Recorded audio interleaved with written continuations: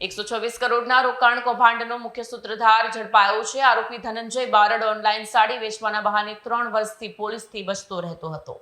કરોડો રૂપિયાના સુકુલ ગ્રુપ કૌભાંડમાં છેલ્લા 3 વર્ષથી પોલીસને થાપ આપી રહેલા વોન્ટેડ આરોપી ધનંજય ઉર્ફે ધનો ભીખુભાઈ બારડની સુરત ક્રાઇમ બ્રાન્ચે ધરપકડ કરી છે. 126 કરોડની છેતરપિંડી બાદ જ્યારે પોલીસ તેની શોધખોળ કરી રહી હતી ત્યારે આરોપી કોઈ અજાણ્યા શહેરમાં જવાનને બદલે સુરતમાં જ નામ અને કામ બદલીને છુપાયો હોવાનું તપાસમાં બહાર આવ્યું છે.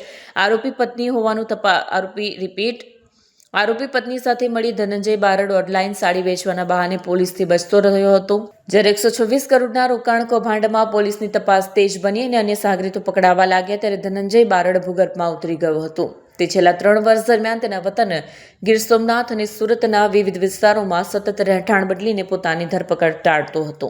પોલીસે હવે એ દિશામાં તપાસ કરી રહી છે કે 3 વર્ષ સુધી વોન્ટેડ રહ્યા દરમિયાન ધનંજય કૌભાંડના નાણાંનો ઉપયોગ ક્યાં કર્યો, સુકુલ ગ્રુપની 26 કંપનીઓ દ્વારા ઉઘરાવાયેલા 126 કરોડ રૂપિયામાં ધનંજયનો હિસ્સો કેટલો હતો અને આ કપડાના વ્યવસાયમાં તેણે રોકાણ કર્યું હતું કે કેમ તે અંગે ઇકોસેલ ઊંડાણપૂર્વક પૂછપરછ કરશે. હાલમાં તેની ધરપકડથી રોકાણકારોમાં ન્યાયની આશા જાગી છે.